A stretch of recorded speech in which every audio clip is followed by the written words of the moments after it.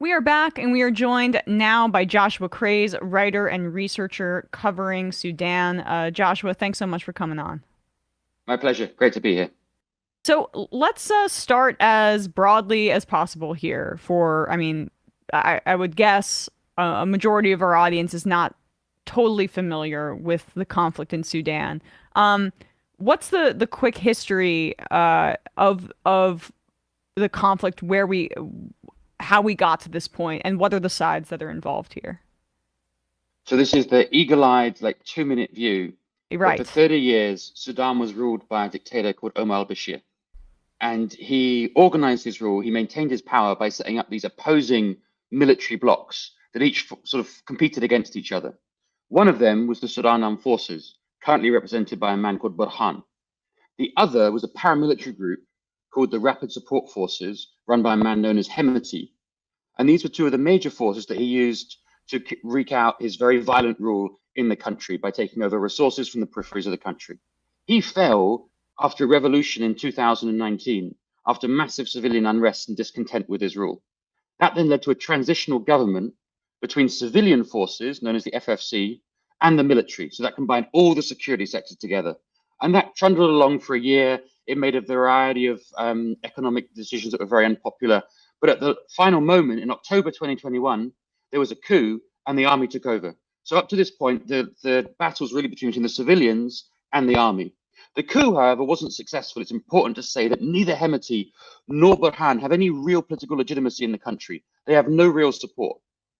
And in December of this year, of December of 2022, so just a few months ago, under international pressure, the military junta, so Hemeti and Burhan, were pushed into a new agreement with the civilians. That might seem like a good thing, but actually it was a bad thing. And the reason it was a bad thing is that it suddenly forced these two military actors to make real concessions. And the big number one concession was, does the RSF, this paramilitary force, join the army? And so Hemeti, the head of the paramilitary force, said, yeah, sure, we'll join in 22 years' time. And the Mm. army were like, let's try 2 years. Suddenly, they had in a month, because of the totally unrealistic time frame of this peace agreement, to reconcile these major decisions about the military future of the country. And that was when you really saw build-up. So you saw the RSF position themselves outside of air bases, which is the Sudan Armed Forces' major military advantage over them. You saw the armed forces kicking people out of meetings, and that really set the precipitating stage for the violence that we're seeing right now. So, what was the state of the military prior to this? Because these groups are essentially privatized, right? They're paramilitary groups outside of the official channels of, say, what the military is. My sense is that the military is pretty weak and these groups have gotten quite large and powerful. But how did it get to this point? So when Bashir was in power, he was really worried about a coup. He'd come to power in a coup, and he was really worried about another one. And he thought the main source of a coup would be the army. So for 2 decades, he systematically underfunded the army, mistreated its infantry, and in the Mm. meantime brought up these other groups, which is the RSF, Hemeti's group, to both carry out sort of army operations, but also to sort of coup-proof the regime against the army. So it's not entirely true to say the army's weak. It still has air power. It has massive backing from Egypt. It still like has artillery, but in terms of its combat effectiveness, it's not as effective in general as the RSF, this other group that Bashir brought up. And Bashir, let's zoom out and go back a little bit in history before, talking about the present here, because he ruled for what, 20, 30 years, a few decades at that point. I mean, what was the state of the country and what were some of the things that ended up in his toppling or that created an atmosphere that played out in the coup and ended up with his toppling in 2019? So Bashir ruled basically by a version of sort of neoliberal austerity. So he privatized a lot of the government. He gave it to his friends in the military to basically run. So the military and the RSF both have enormous economic empires. And the way he ruled was to sort of pay off basically potential rivals. So it's this sort of transactional politics within government. And that was all running okay until 2011. And then the south of the country, what is now South Sudan, seceded. This was a huge problem for Bashir because with South Sudan went 75% of the country's oil revenues. And that's the Mm. vast majority of their foreign exchange reserves. That meant two things. He suddenly started to struggle to pay off these commanders but he also could no longer really use subsidies. And he'd given subsidies on fuel and on wheat, which had essentially placated to some degree the urban elite. So Sudan, we have to remember, is a country where politics occurs in Khartoum, the capital, and its satellite cities. The peripheries are used for resource exploitation. They've complained since the beginning of the country in 1956 about exploitation from the center. And suddenly he could no longer strike this sort of Faustian bargain with the center, where they get an okay standard of living relatively, they get subsidized fuel, they get subsidized bread. And so he cut those subsidies. And when he cut the subsidies, protests immediately broke out around the country in 2018. And I mean, in terms of who Hemedti and Burhan represent in factions wise, where are they in that kind of power struggle with people in the central government and in the cities versus people in the more rural areas living where there's more resources extraction? So Hemedti, as the famous story of Hemedti goes, was a camel trader on the border between Sudan and Chad in the west of the country in Darfur. And he made his name as a militia fighter for Bashir, first in the Janjaweed, or the Evil Horsemen, and then when they became formalized as the RSF. So he's an interloper. He's a figure from outside of Khartoum. But making the matter more complicated, he's the figure who in Darfur violently repressed non-Arab groups for 10 years. So it's not like he's particularly popular in Darfur, right? It's not like he is the voice of the peripheries who's come to town. He is a voice of the peripheries in a certain way. He's hated in the center. The center can be very racist and dismissive of these figures, but it's not like he's the voice of a popular uprising. Actually, he is a militia fighter who's made a lot of money exporting his militias on the Emirati payroll to fight in Yemen and Libya and controlling the gold mining which occurs in Darfur. And that was one of the ways that Bashir tried to save his government after South Sudan's secession and the collapse of the oil revenue by going into gold. And that was really the material way in which Hemedti became the powerful man he is today. And I mean, so for Burhan, is he just essentially a creature of the political elite in the urban centers in Sudan?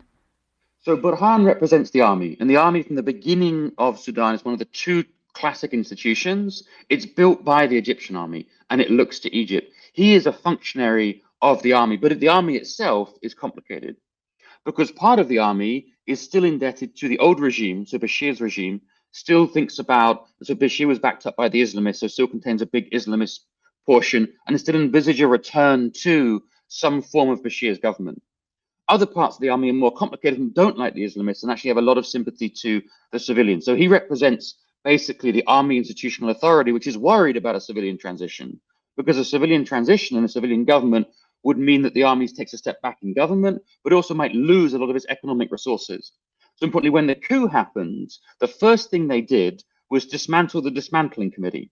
And the dismantling committee was this committee set up to get rid of the old regime of Bashir. And the first thing they do is like, let's stop that. No, we don't want to dismantle the old regime. We want to take it over. Right. Right. I mean, and that's kind of a tale as old as time. But I am curious because returning to what you were saying about Hemedti and his crushing and of non-Arabs in the country of Sudan, what is the real makeup of religious and ethnic kind of majorities and minorities that makes that dynamic kind of because I mean my sense is that Bashir also was pretty crushing for minorities in the country as well. So Sudan's a land of literally over 100 different ethnic groups and over 100 languages. So it's a very complicated tapestry. Hemedti comes from an Arab group, the Rizagat, in Darfur, and has been fighting against non-Arab groups at the behest of Bashir for a long time. So it's been part of Bashir's repressive apparatus. And it's generally true to say that what happens in the country historically is that a very small set of elites in the center who think of themselves as Arabs around the Nile, so they're riparian elites, have dominated the rest of the country, which include a wide variety of ethnic groups. And I think what we've seen really since Bashir's fall is also a lot of those peripheries rise up even more strongly to demand devolution of power, and a greater representation in the politics of Khartoum. So there is a truth to say that part of Hemedti's rise is about the announcement that politics in Sudan cannot continue as it was. It cannot continue merely as an elite central affair that represses the periphery of the country. Okay, so I think we've laid the groundwork pretty well, or you have, Joshua. Thank you for the present day. So where are we at right now? I mean, I know that in April fighting broke out, and there's been this tenuous ceasefire, but there was death and violence. What led to that exact moment, and where are we right now? So it's important to say there hasn't been a tenuous ceasefire. Oh, sorry. There hasn't been a ceasefire. No. It's like it happens every single day that there is basically, like for the first 8 days or something, an announcement of a ceasefire. And it was like everyone had their morning cup of coffee and like, today's going to be a different day. We're going to be better human beings. And then the same thing happened. But to be honest, Joshua, this is why it's great to have you on, because in the Western press, that's what's reported, and it's very difficult to kind of get a sense. But go ahead. Because I think and I'll come to the question of where we are, but this touches on something really important, which is that throughout the process since Bashir's fall, it's been the military that the West has kowtowed to. They've said, look, they're willing to do a deal. They're not Islamists. We need to include them in any process. We can trust them. And time and again, the military has shown it has no intention of any sort of security sector reform, of letting go of their economic assets. And then there was a coup, and they overthrew the civilian government. And then yet again, America said, we're not going to sanction them. That was Molly Fee's decision, the Assistant Secretary of State for African Affairs. And they were again kowtowed to. And I think the real danger of this moment is we see all these ceasefire enunciations. I was joking with a friend that the only reason there are ceasefire enunciations is so that Volker Perth, the head of the UN, will stop calling them. They intend to provide like a sort of an appearance that they're doing what is right. If you read the RSF's Twitter feed, that's Hemedti's group, it reads like it was written by a human rights group. Of course, that's what they're giving the internationals for consumption. That's not what's actually happening. So what is actually happening? The first move was actually made by SAF to attack the RSF, but that was largely an anticipatory move because the RSF has been surrounding a lot of the airport bases. In Khartoum itself, what was, when I was last there in September, a wonderful, vibrant city full of civil societies, music, real political discussion, is a shell. It is incredibly hard for my friends to get food, water. I was speaking to someone this morning. He put the phone up, this is a ceasefire, to the sky, and you just heard the heavy hitting of dushkas throughout the day. He lives close to Hemedti's house. There is no intention to keep a ceasefire on either side, but for different reasons. For the army, this is a chance to really eliminate Hemedti. Hemedti is hated because they thought that Hemedti threw Bashir under the bus. He was one of the people who organized the coup d'etat that originally got rid of Bashir. He's not liked because he's an interloper. He's not liked because he's a threat to the military's economic power base. So they're hoping that they will crush him sufficiently in Khartoum and elsewhere that when they do come to the negotiating table, he'll come in a massively weakened position and basically be forced to give up his empire. For the same reason, Hemedti sees no off-ramp here. It's hard to imagine what Hemedti's game is. Hemedti had a dream at a certain moment of, if not being the prime minister, of being an international statesman. So you could see, like, during the run-up to this agreement in December, he was trying to position himself close to the civilians, whereas the army was trying to recruit rebel organizations to his cause. But Hemedti did a number of things that have not worked well. So he went to visit Putin on the day that Ukraine was invaded. It was not a good look for him. You know, the Americans are like, just, get rid of this guy, right? Like, yeah. Then, of course, he has involvement with Wagner, the Russian mercenaries, in gold mining. So, and Hemedti is then thought of as this, like there's a big pro-state bias in favor of SAF, despite all the crimes SAF has committed, despite the fact that SAF has been bombing civilians in Khartoum to try to dislodge the RSF from residential areas. There's still this pro-state bias that says, like, it's the national army. These guys are, interlopers, militia fighters, paramilitaries. You've got to get rid of them. So he's really in a position where there's no off-ramp for him. This is an existential fight. Either he wins this or he loses. But the problem is, even if he wins Khartoum, which is what is happening at the moment, RSF is still basically controlling Khartoum because their fighters are better at urban warfare. What happens then? He's not going to get any recognition. There's no way that America is going to come and go, Hemedti, you're our guy. For Egypt, he's a dead letter because they back the military, which they see as their child in a certain way. So unfortunately, the stage is really set for a quite pronounced stalemate in Khartoum. Around the rest of the country, there's been a lot of fighting in Darfur, in Al-Jamena, in al-Bashir, in Nyala, and that fighting is partly between RSF and SAF, but also it's been because the RSF are from certain groups in Darfur. And other groups have been reacting to them and either defending themselves against the RSF, who've been stealing everything they can, or they've been thinking this is an opportunity to attack the RSF and dislodge those Arab groups from their control in parts of Darfur. Around much of the rest of the country, though, just to finish like an overall picture, it's actually pretty peaceful.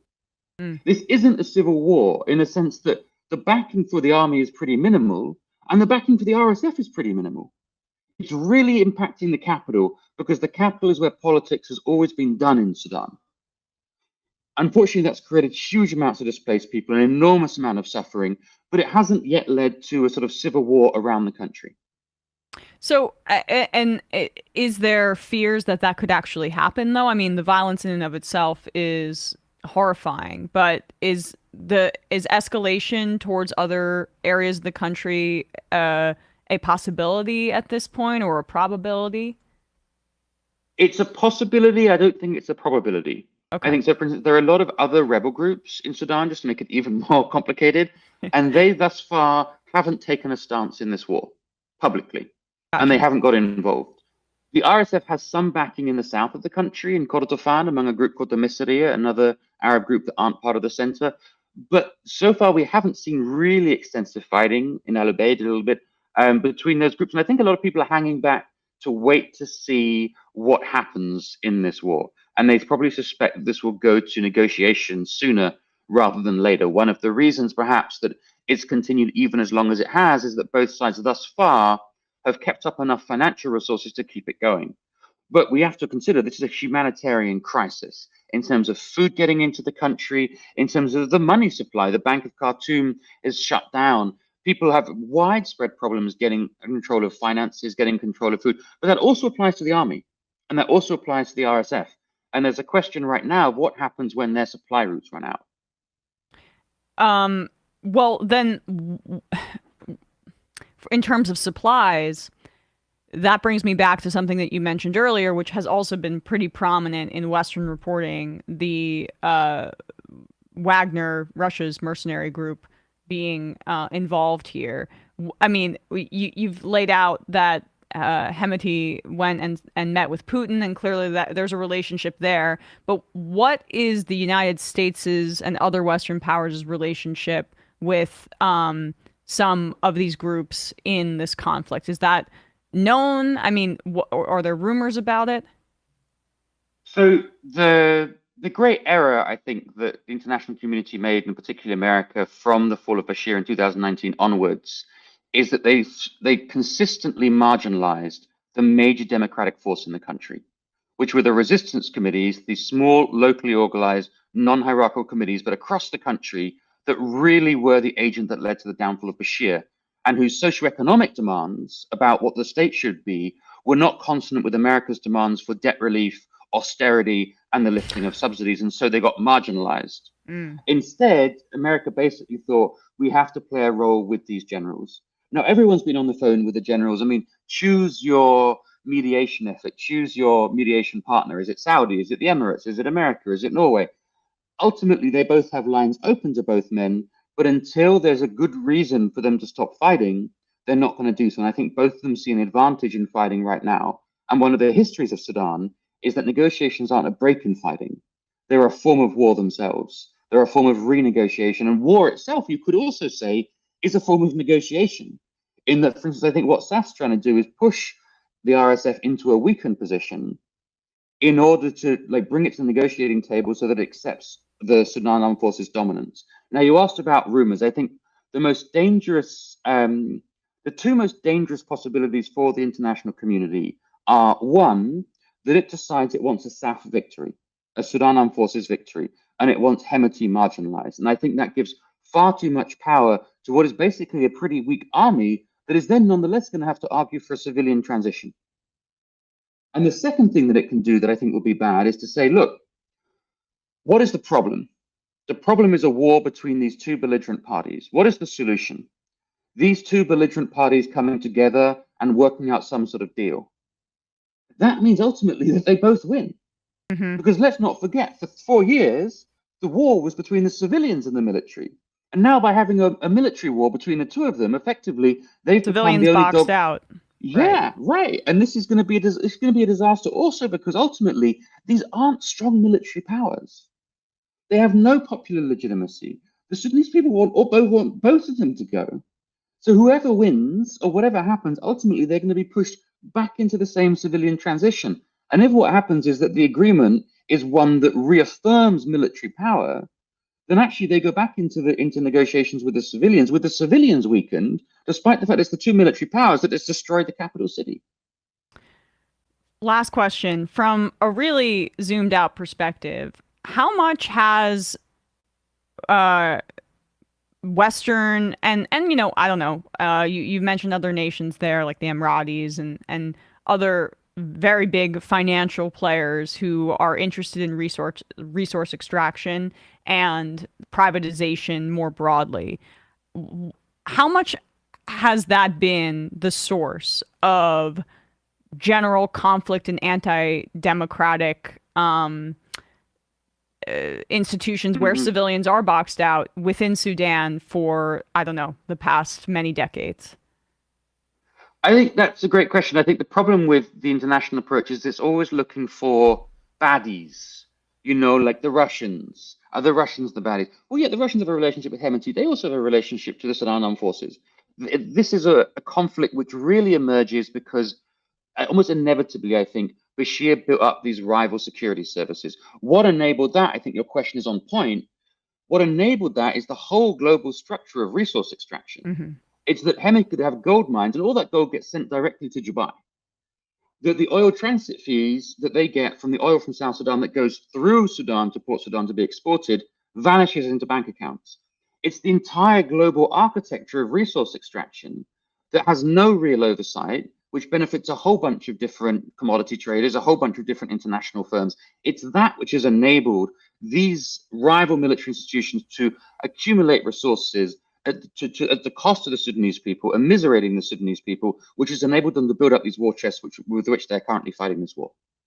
Joshua Craze, researcher, writer, specializing in Sudan.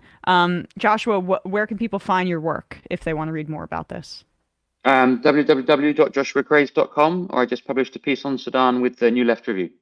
Simple enough. We'll put a link to that in the description wherever you're listening to or watching this. Joshua, thanks so much for your time today. Really appreciate it. Thank you very much. Great being on.